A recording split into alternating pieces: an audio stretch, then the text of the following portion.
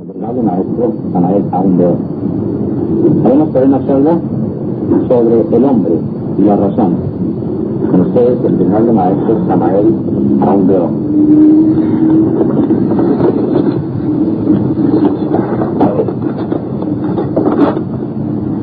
Habla para vosotros del Dios que Patriarcal Samael Aundeo. Queridos hermanos gnósticos, vamos hoy a tratar sobre el hombre y la razón. La mayor parte de los seres humanos que forman actualmente la faz de la tierra solamente poseen el racionalismo subjetivo. Todavía no han desarrollado en sí mismos la razón objetiva. Es bueno que ustedes entiendan que la razón subjetiva tiene por fundamento los datos sensoriales, elabora sus conceptos de contenido con los datos proporcionados con los sentidos. Es urgente que ustedes entiendan que la razón objetiva tiene por fundamento los datos de la conciencia. La razón subjetiva resulta demasiado pobre, se halla completamente atrapada por los cinco sentidos. Los conceptos de contenido elaborado mediante las percepciones sensoriales externas resultan demasiado pobres. Nada puede saber el racionalismo subjetivo sobre lo real, sobre la vida, sobre la muerte, sobre eso que es la verdad. Si los conceptos de contenido únicamente pueden ser elaborados con los datos proporcionados por los sentidos externos, incuestionablemente tendrá siempre un círculo dentro del cual se moverá. Este círculo vicioso es el mundo tridimensional de Euclides. ¿Cómo podría la razón subjetiva saber algo sobre lo real? Sobre algo que no pertenezca a los sentidos sensoriales externos. ¿De qué forma podría conocer lo real? ¿Qué puede saber la razón subjetiva sobre los misterios de la vida y de la muerte, sobre el alma, sobre el ser? Pablo Immanuel Kant, el filósofo de Königsberg, demostró claramente que la razón subjetiva no la puede saber sobre Dios ni sobre la verdad. Dios hombre, si su racionalismo se fundamenta en los datos aportados por los sentidos, incuestionablemente tiene que moverse dentro de la órbita de los sentidos. Jamás podría salirse de esa órbita. Si alguien quiere saber algo más, si alguien intenta saber qué es la verdad, si alguien quiere conocer los misterios de la vida y de la muerte, eso está más allá de la región tridimensional de Euclides. Claro que tendrá que desarrollar en su constitución psíquica interior la razón objetiva.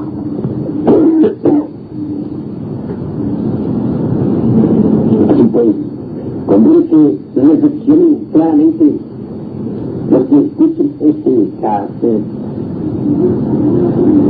Quienes no poseen la razón objetiva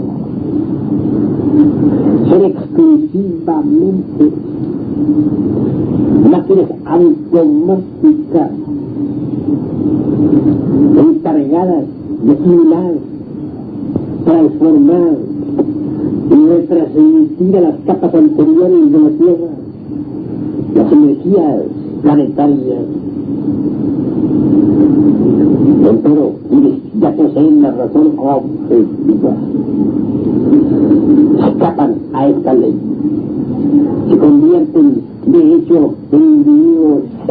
desarrollado. La razón objetiva basa su funcionalismo en los datos que la esencia proporciona. Es para saber que en la esencia están las partículas de dolor de nuestro Padre que está en secreto. Si esas partículas son usadas sabiamente, podemos mediante ellas despertar conciencia. En la esencia está la religión, la sabiduría, el Buda y en general todos los datos que necesitamos para orientarnos en el camino de la revolución de la conciencia. Cuando la razón objetiva se ha desarrollado, sus datos son entonces plenamente comprendidos por la humana personalidad. Quienes no han desarrollado la razón objetiva en sí mismos tampoco son capaces de comprender los datos depositados en la esencia. Entonces es conveniente saber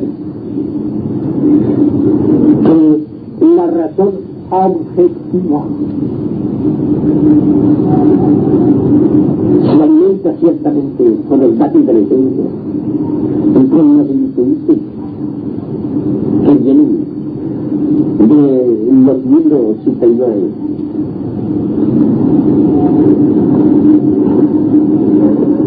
En tiempos antiguos, los lemones debieron desarrollar la razón objetiva. Muchas gentes en la Atlántida también poseyeron tal tipo de razón. Los hombres de la época coral, los hiperbolos, obviamente poseyeron la razón objetiva. Es lamentable que por esta negra edad del Kali Yuga sean muy pocos los que tengan desarrollada en su naturaleza interior la razón objetiva. El nacionalismo subjetivo está de moda, es lo que predomina por estos tiempos. El nacionalismo subjetivo forma las personalidades kantianas. Entiéndese por personalidades kantianas estas personalidades pseudo-esotéricas, pseudo-ocultistas, estos pseudo-científicos de la época moderna, con toda clase de sabiondeces y tonterías. Nunca había habido tantas tinieblas como en esta época de Kali Yuga. Los pocos que han desarrollado la razón objetiva, de hecho, tienen acceso a la ciencia pura. Distíngase el pseudocientificismo de esta época del Kali Yuga y la ciencia pura. Personalidades kantianas, los aviones de la Torre de Babel, los genios del nacionalismo subjetivo, jamás tendrían acceso a la ciencia pura. Como ejemplo de lo que es la ciencia pura,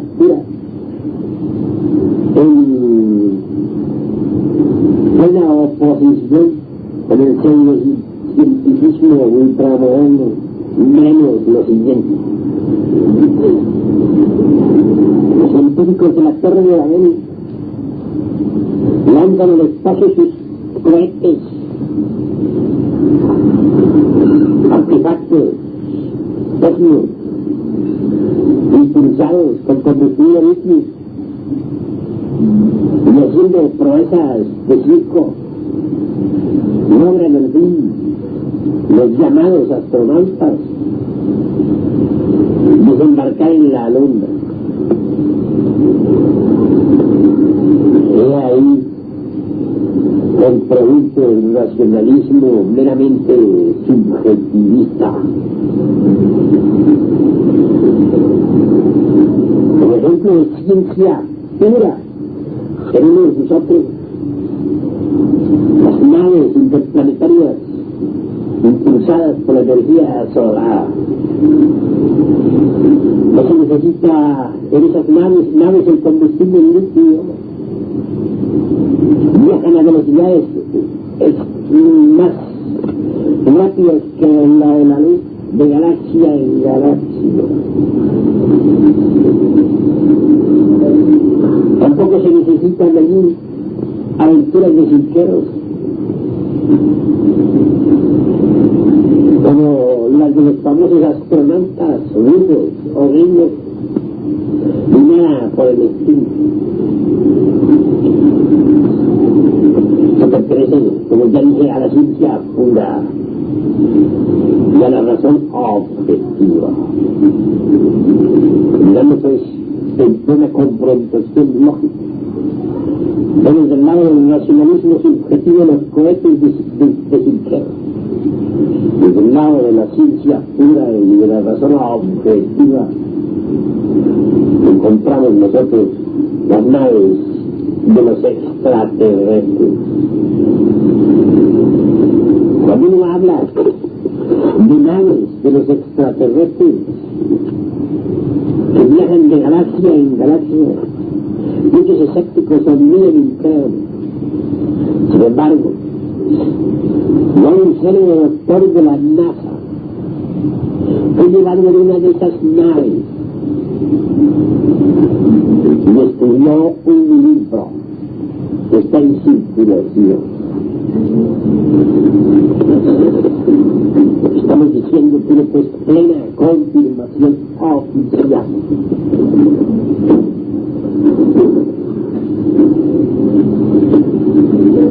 Los hombres del racionalismo subjetivo y tratan de inventar suelos para alargarse la vida, pero jamás han logrado inmortalizar a nadie. Hombres tan famosos como Eisenhower, Stalin y muchos otros murieron rodeados de grandes científicos, de grandes leyes.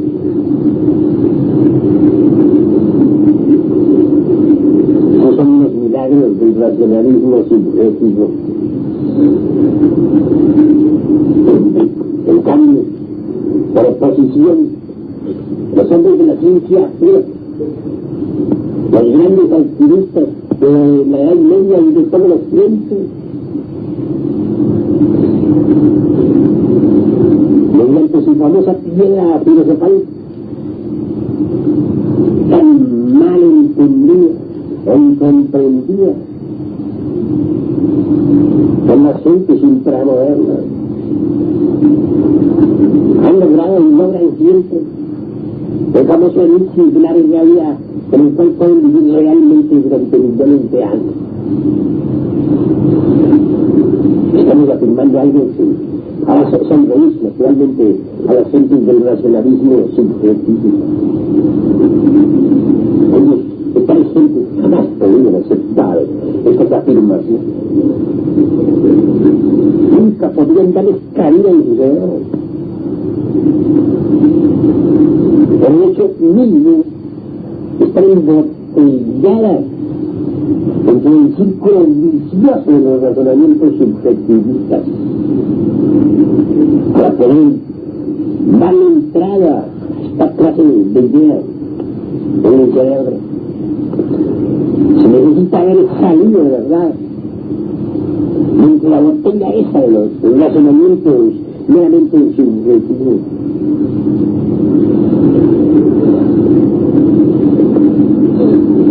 Así pues, posible confrontación lógica del ser. Vemos nosotros a los son dos tipos de razonamiento, subjetivo y objetivo, en franca oposición. También es claro, existe la lógica meramente formal referente al racionalismo subjetivista y la lógica superior. Esta última ha sido obviamente codificada por Shakespeare en su famoso libro titulado Tertium Organum, el tercer canon del pensamiento. La lógica superior jamás podría ser aceptada por los secuaces del racionalismo subjetivo. Pero se fundamenta en los mismos datos de la conciencia.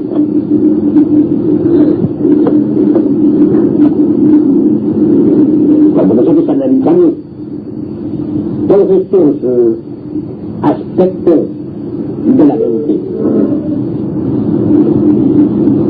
por simple deducción lógica, tenemos que aceptar los diversos niveles del ser. Las gentes entenderán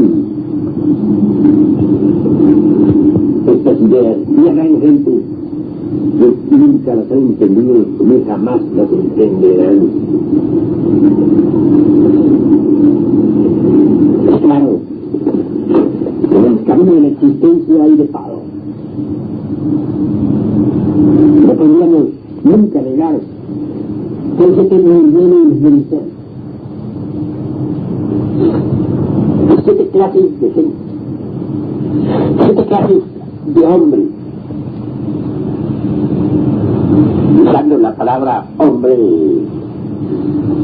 en los 4 primeros casos en forma meramente convencional y como para no herir susceptibilidades.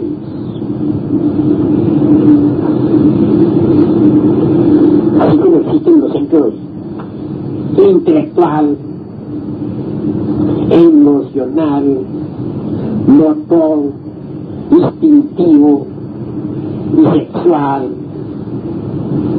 así también existen distintas clases de hombres. Algunos tendrán su centro de gravedad en el instinto, otros lo habrán fijado en el cerebro motor o centro motor, otros en el emocional y algunos más en la mente, etcétera, etcétera, etcétera. No hay duda de que el sujeto meramente instintivo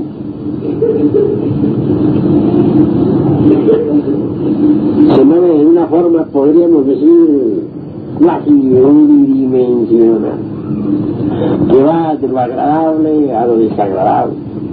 Dice todo. Esa clase de gente, obviamente, no gustan de nada que les pueda dañar su comodidad, solo anhelan placer agradable. El segundo nivel lo podemos encontrar en personas completamente emocionadas. Dichas personas se desenvuelven claramente en el mundo de las emociones inferiores, no entienden del razonamiento. Su vida es sensacional.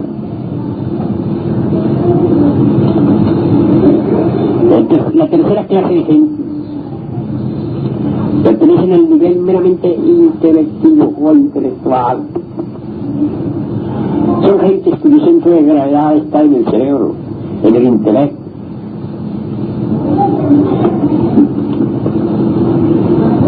poseen la razón subjetiva, no han desarrollado la razón objetiva. Difícilmente podrían romper el círculo vicioso del intelecto. Quieren someter todas las cosas del universo a silogismos, a esilogismos, a prosilogismos, a métodos deductivos o inductivos, a procesos analíticos fundamentados exclusivamente en lo místico sensorial. Jamás entenderían algo que se saliese del círculo del conceptualismo subjetivo. Como quiera que sus razonamientos se basan en los datos proporcionados por los 5 sentidos, que son ver, oír, tocar, palpar, gustar, oler. Obviamente exigen que toda información que a ellos llegue tenga por fundamento los sentidos externos. Cuando alguna información llega al centro intelectivo desprovista de los datos sensoriales externos, sencillamente es rechazada por el hecho mío de que no es comprendida, y tiene fijadas sus actividades en el centro de gravedad del intelecto. No es posible que pueda entender cosas que no pertenecen al intelecto.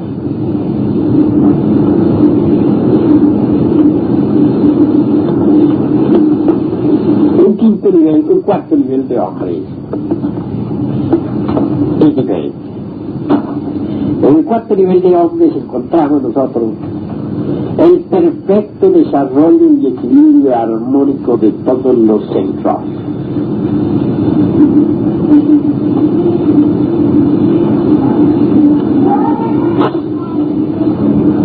En el cuarto nivel hallamos perfecta armonía y concordancia rítmica en el funcionalismo de los 5 centros de la máquina.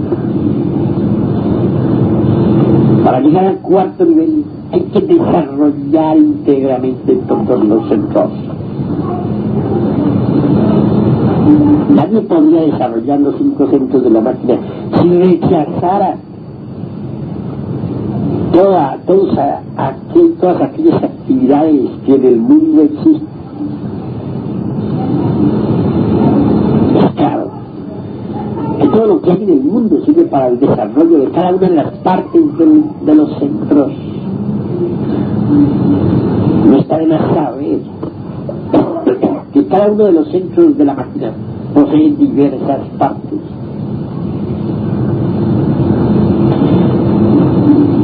El centro sexual trabaja armónicamente y se desarrolla armoniosamente mediante la transmutación de la energía creadora. El centro instintivo no necesita pasar por ningún régimen educativo. Bien puede él educarnos, pues es quien nos mantiene vivos, quien regula todas las actividades del organismo y las dirige sabiamente. Cuando nosotros queremos enseñarle al centro instintivo, nos exponemos a perder la vida o a enfermarnos. No está de más recordar que no funcionaría jamás el corazón, ni el hígado, ni los riñones, si no poseyéramos en nuestra naturaleza el centro instintivo.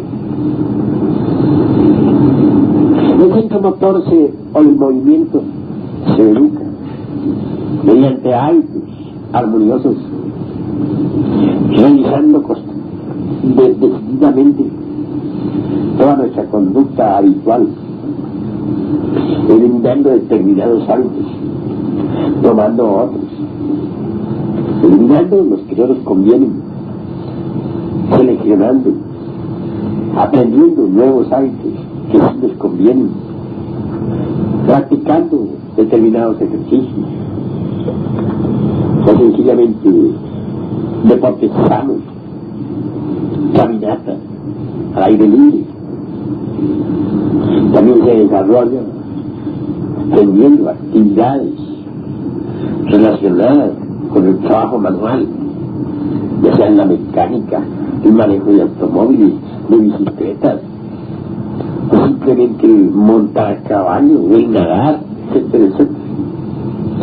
El centro emocional puede desarrollarse en su forma superlativa mediante el cultivo del azar. No está de más aprender a tocar algún instrumento, escuchar a Beethoven, a Mozart, a Liszt,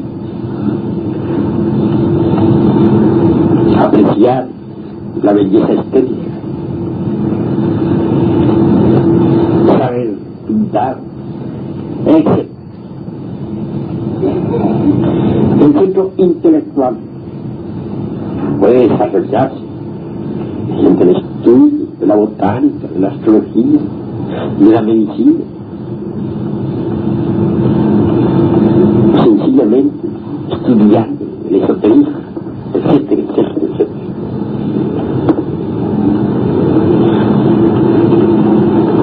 Indubitablemente, nadie podría llegar, por ejemplo, a ser hombre número 3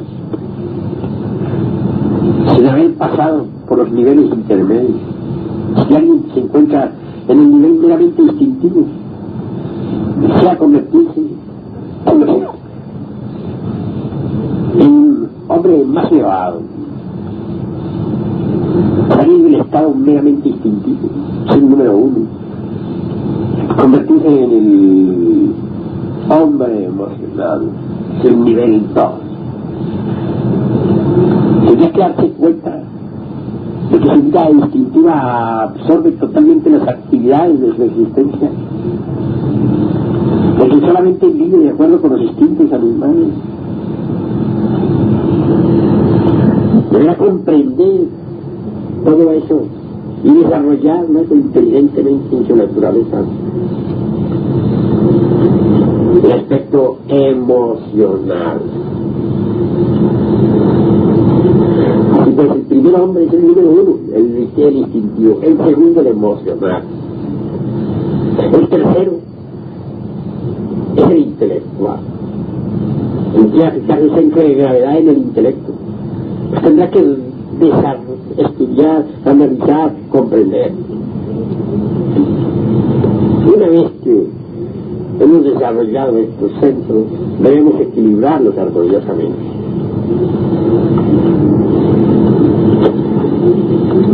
Cuando uno analiza detenidamente los 5 centros de la máquina, puede darse cuenta de que la Torre de Babel está formada por los hombres número 1, 2 y 3. Es en esa torre donde existe la confusión de lenguas, donde nadie entiende a nadie, donde se procesan todas las guerras, donde se forman todos los conflictos de la humana especie. Obsérvese cuidadosamente las actividades de la raza humana.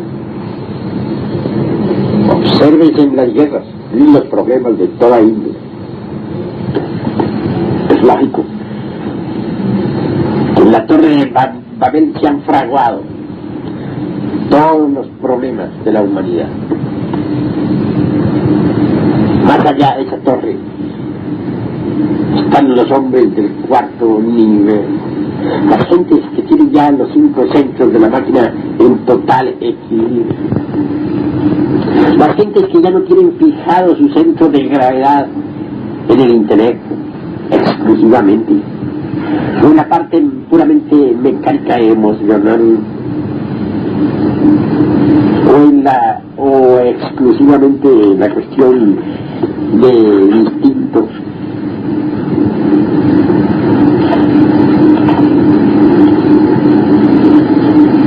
Los hombres cuarto nivel busca, quieren saber algo más, anhelan, necesitan inquirir, indagar, aspiran a conocer el significado de la vida. Sienten que la vida debe tener alguna significación, que todo esto tiene que tener algún sentido. Y su deseo, pues, de querer saber, no se contentan con los conceptos meramente intelectivos, no les satisfacen. Esos son los que están buscando por aquí, por allá y acullá.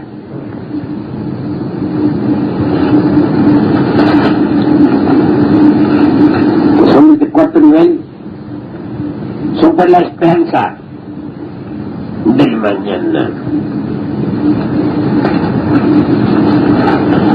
Existen también las gentes de quinto nivel. Son pocas, pero existen. Los hombres del quinto nivel son aquellos que han dado el lujo de fabricar para su uso personal un cuerpo astral.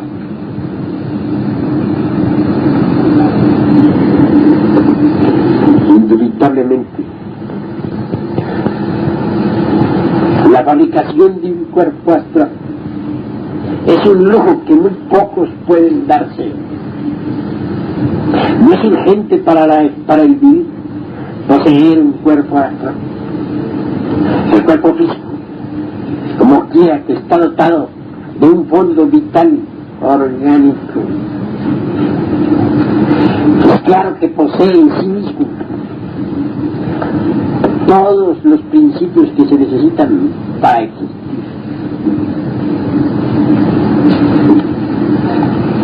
El cuerpo astral es diferente.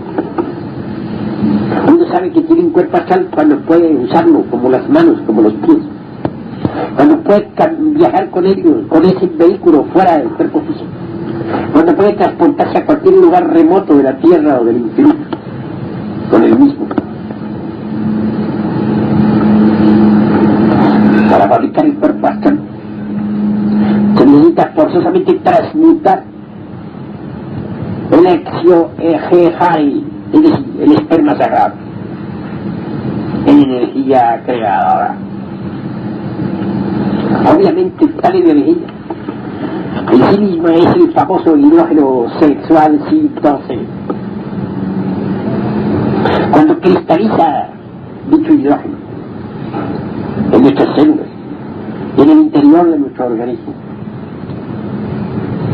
viene a tomar la figura maravillosa y extraordinaria del cuerpo astral. No está de más afirmar en forma enfática de que ese vehículo sideral también tiene su sangre y sus funciones.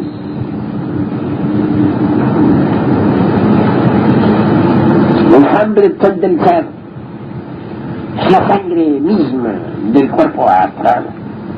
Las partículas del Hamlet están contenidas en la sangre del cuerpo físico. El Hamlet del ser es elaborado con las vibraciones magnéticas que vienen de los planetas del sistema solar. Tales vibraciones magnéticas son asimiladas en nosotros por la respiración y a través de los poros. Sufren dentro de nuestro interior distintas combinaciones hasta que por último se convierten en el famoso Hamlet del ser, de la sangre misma del cuerpo astral, esa sangre que circula por las venas de dicho vehículo sideral. Pero como ya dije, hay que fabricar primero el cuerpo astral. Muchos esoteristas y pseudocultistas creen que tienen tal vehículo y están equivocados. aquel que ha llegado al perfecto despertar de la conciencia, podrá evidenciar por sí mismo que la mayoría de la humanidad aún no posee ese vehículo, que son muy raros los que realmente lo tienen.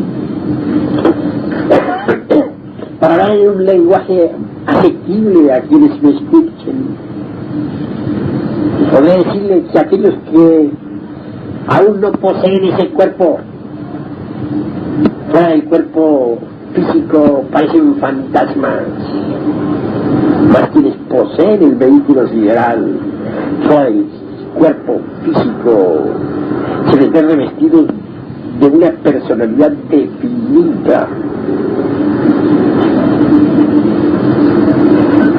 Así pues, es maravilloso fabricarse un cuerpo astral.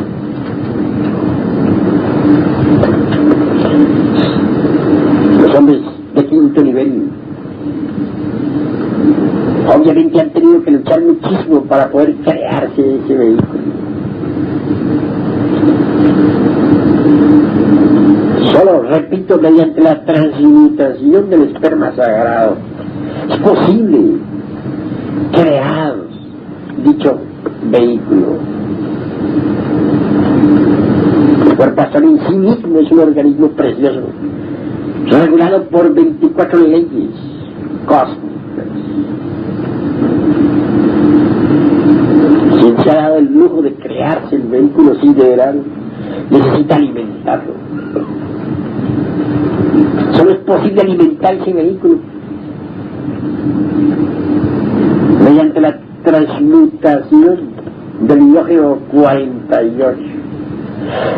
Todas las impresiones sensoriales externas, si son debidamente transmutadas por nosotros, se convierten en hidrógeno 24, que sirve para alimentar al cuerpo astral. Las impresiones sensoriales externas son hidrógeno 48. Y esto ya lo hemos explicado antes. Uno puede transmutar el hidrógeno 48 en 24. Pero cuando uno aprende a controlar las reacciones meramente mecánicas, está transmutando 48 en 24. Aprender a recibir con agrado las manifestaciones desagradables de nuestros semejantes. Hay una clave para transmutar hidrógeno 48 en 24. Vencer a las tentaciones provenientes del mundo sensorial, del mundo físico. Hay un sistema para convertir al hidrógeno 48 en 24. Jamás reaccionar violentamente ante los impactos provenientes del mundo exterior. Así también convertimos al hidrógeno 48 en 24, etcétera, etcétera, etcétera. Más allá de los gentes de quinto nivel están los hombres del sexto nivel. Entiéndese por hombres de sexto nivel, aquellos que han desarrollado en sí mismos la razón objetiva, aquellos que poseen un cuerpo mental individual.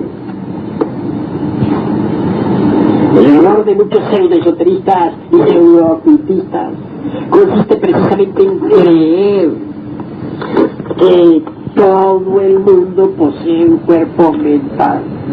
Quien haya despertado de verdad completamente en los mundos superiores de conciencia cósmica podrá evidenciar por sí mismo y en forma directa mediante su propio sentido espacial el puro realismo de que las gentes no poseen un cuerpo mental.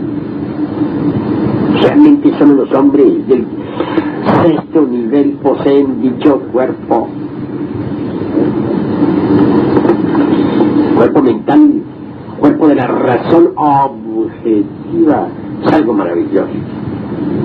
La gente no tiene una sola mente, sino muchas mentes. Como quiere que cada uno de los defectos psicológicos que cargamos en nuestro interior está personificado por un yo. Obviamente poseemos muchos yoes y cada uno de estos tiene su propio criterio, su propia manera de sentir y su propia manera de obrar. Cada uno de los yoes que en nuestro interior habita es como una persona distinta. Por eso hemos dicho claramente que dentro de cada persona hay muchas personas. Ahora entenderán ustedes el por qué afirmamos en forma enfática que el humanoide es una mera máquina, que los seres humanoides son máquinas. Lo que ahora también entenderemos por qué hay tantas contradicciones en cada persona. Una es la persona que jura amor eterno y otra es la persona que dice nada tengo que ver con ese juramento. Uno es el yo que le jura lealtad a la gnosis y otro el que no tiene ningún interés por la gnosis. Y todas esas personas, todos esos yoes, pues poseen cada uno su propia mente. Así pues, dentro de cada persona hay tantas mentes cuantos yoes existen. Pero mente individual solamente la poseen aquellos que se ha fabricado el cuerpo mental. Mucho cuerpo se elabora, se viene a cristalizar, a tomar forma mediante la transmutación del esperma sagrado. Quien ha pasado a ser persona número 6, obviamente ha tenido que fabricarse el cuerpo mental.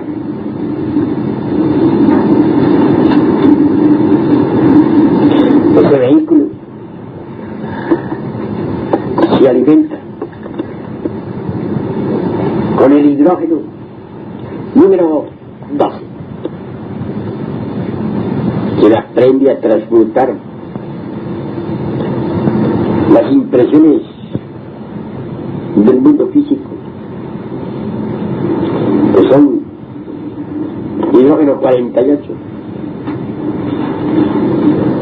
Obviamente elabora hidrógeno 24 con el que alimenta el cuerpo astral. El excedente de dicho hidrógeno se convierte en hidrógeno 12 con el que se alimenta el mental. Quien posee un cuerpo mental individual puede usarlo para viajar con él de planeta en planeta. Quien posee un cuerpo mental individual posee también la razón objetiva.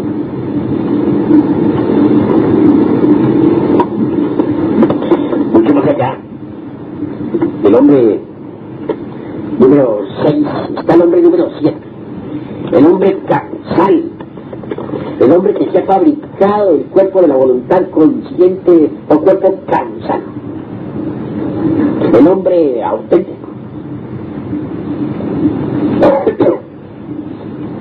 Ahora comprenderán muchos esoteristas por qué afirmamos en forma enfática que el mundo causal es el templo de la gran logia blanca. Es lógico que si esa es la región del hombre verdadero, tiene que ser por antonomasia también el templo de la fraternidad oculta. Los maestros de la gran logia blanca tienen su centro de gravedad establecido firmemente en el mundo causal, y que allí se proyectan hacia el mental o hacia el astral o hacia el físico. Su centro específico de gravedad está establecido en el mundo de las causas naturales. El hombre, pues, del séptimo nivel es el hombre causal, el hombre verdadero, el hombre real, el hombre auténtico. Para fabricarse un cuerpo causal hay que transmutar el esperma sagrado. Solo así es posible, mediante las manipulaciones por el hidrógeno sexual, si no se crea dicho mente. Obviamente, tal cuerpo se alimenta con el hidrógeno 6. Es claro que El excedente de hidrógeno 12 que se envía para alimentar al mental se convierte en 6, con el cual se alimenta el causal. En el mundo de las causas naturales encontramos pues a los hombres auténticos, a los hombres reales, a los hombres espíritus. Ellos trabajan en esas regiones ayudando a la humanidad. Desde allí se proyectan hacia los diversos mundos para asistir a los que sufren y para elaborar en favor de la gran causa. El hombre causal tiene en sí mismo encarnado principios anímicos y espirituales. Así pues, el hombre número 7 es el hombre auténtico, el hombre que ha recibido alma, que posee espíritu, que tiene los cuerpos existenciales superiores del ser. El hombre que verdaderamente puede llegar a fusionarse con lo divinal. Dicen las tradiciones náhuatl que los dioses hicieron a los hombres de madera y que después los fusionaron con lo divinal. También afirman en forma enfática esos viejos códices mexicanos que no todos los hombres logran fusionarse con la divinidad. Esto es urgente entender que para ser hombre verdadero hay que haberse creado los cuerpos existenciales superiores del ser. Mas en realidad eso no es todo.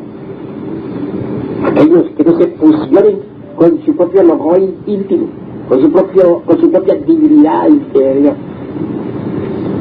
fracasarán. Tendrán que involucionar en los mundos sumergidos hasta la muerte segunda, para recomenzar una nueva jornada evolutiva. Así pues que no basta crear hombres, es necesario que estos se integren en lo divinal. Y eso es muy importante. Cuando un hombre no se fusiona con la divinidad, se convierte en Hanasmussen con doble centro de gravedad. Y estos Hanasmussen tienen que entrar en las involuciones sumergidas inevitablemente. Existen 4 clases de Hanasmussen. A saber, primera, la de aquellos que solamente poseen un cuerpo físico. Son gente dedicadas al mal. El ego en ellas elabora cierta sustancia que los hace Hanasmussen. Por lo común, hechiceros, gentes de la mágica negra. Afortunadamente, esta clase de Hanasmussen no son inmortales. Como quiera que no poseen los cuerpos existenciales superiores del ser, después de la muerte se pierden ellos lo que haya de Hanasmussen. Quienes no han creado siquiera un cuerpo astral, después de la muerte no son más que un montón de diablos, un montón de yoes que funcionan por aquí y por allá, funcionan libremente, se mueven en todas direcciones, no tienen una verdadera realidad. Son personas que no han logrado la inmortalidad. Cuando retornan esos egos, se forman una nueva personalidad para existir. Quienes poseen un cuerpo astral son distintos. Sin embargo, a pesar de haber logrado la inmortalidad, se dedican a la mágica negra. Si se desvían, se convierten también en Hanasmussen de segunda clase. Esta clase de Hanasmussen, si en nuevas existencias no eliminan lo que Hanasmussen tiene, siete sustancias tenebrosas, un algo fatal. Entonces tendrán que retornar en organismos animales e involucionar con cuerpos de animales hasta que eliminen lo que tienen de Hanasmussen. La tercera clase de Hanasmussen está formada por aquellos que crearon todos los cuerpos existenciales superiores del ser, por hombres verdaderos, en el sentido más completo de la palabra, pero que no disolvieron el ego y que se marcharon por la senda de las tinieblas. Tales Hanasmussen, si no eliminan ese algo fatal del Hanasmussen, tendrán que involucionar entre las entrañas de la tierra, dentro de los mundos infiernos, hasta la muerte segunda. Por último, existe una cuarta clase de Hanasmussen. Está formada por aquellos que alcanzaron los estados de ángeles, arcángeles, principados, potestades, virtudes, tronos, querubines, etcétera, etcétera, etcétera, serafines y mucho más.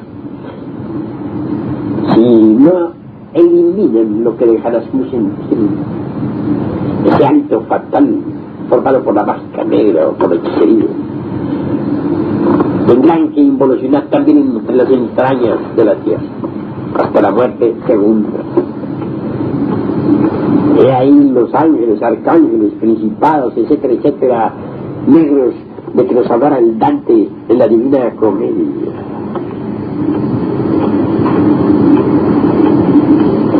Ejemplos concretos de esta última clase de Hanasmussen lo tenemos los siguientes personajes: Andamelech,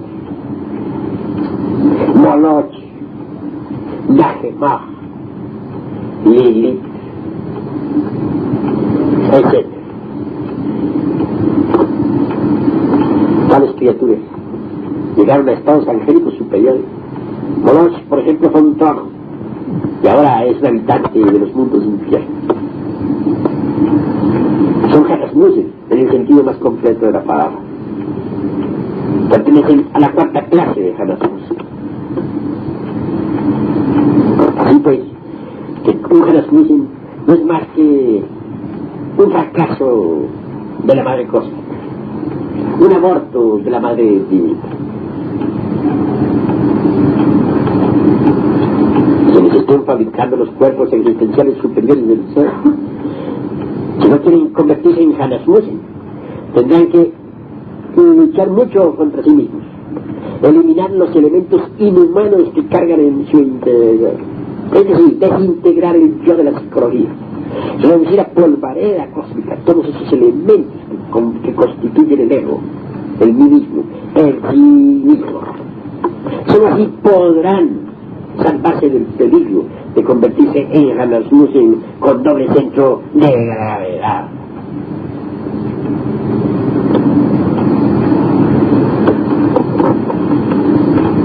Hasta aquí pues la plática de hoy. Si hay alguna pregunta que ustedes quieran hacerla, bien puede hacerla en este caso con entera libertad, que será respondida. Bueno, como no escucho preguntas, me despido.